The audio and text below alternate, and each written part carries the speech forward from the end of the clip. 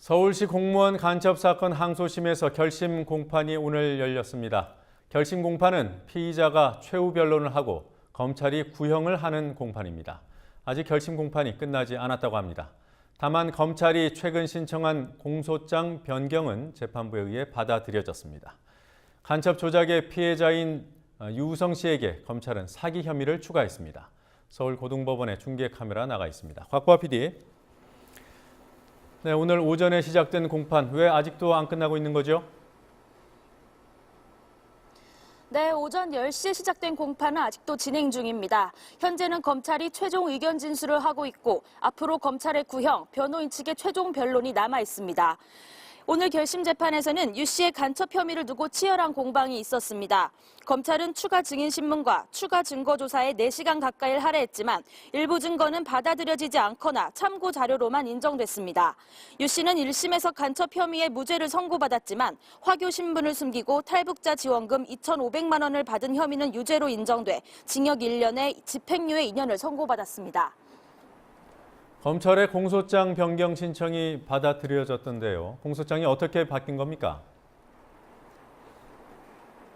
네, 재판부는 검찰이 주장한 재판부가 유 씨의 한 행위가 여러 범죄 사실에 인정된다는 부분을 받아들였습니다. 재판부는 유 씨가 화교 신분을 속이고 탈북자로 위장해 각종 지원금을 수령한 일에 대해 사기 행위와 북한이 이탈주민 보호법 위반에 동시에 해당된다는 검찰의 주장을 받아들였습니다.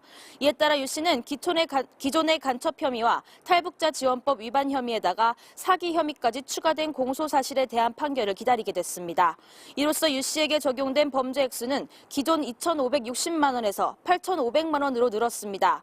2008년 영국으로 유학을 간 뒤 가명으로 허위 난민 신청을 했던 부분, 공공임대주택 거주권을 받은 부분도 공소 사실에 포함됐습니다.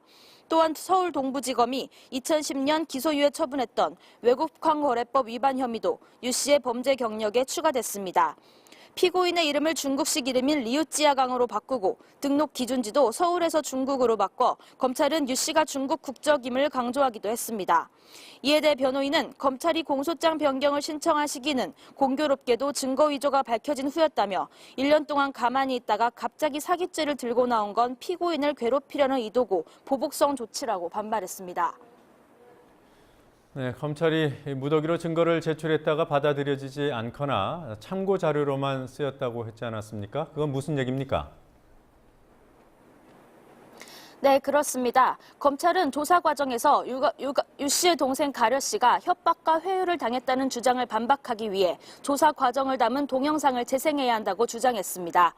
하지만 변호인 측은 가려 씨가 폭행당했다고 주장한 적은 없다며 오빠도 간첩 혐의를 인정했다, 번복하면 벌 받는다 등의 기망, 회유 때문에 허위로 자백한 것이라며 검찰이 낸 증거 조사가 필요 없다고 주장했습니다.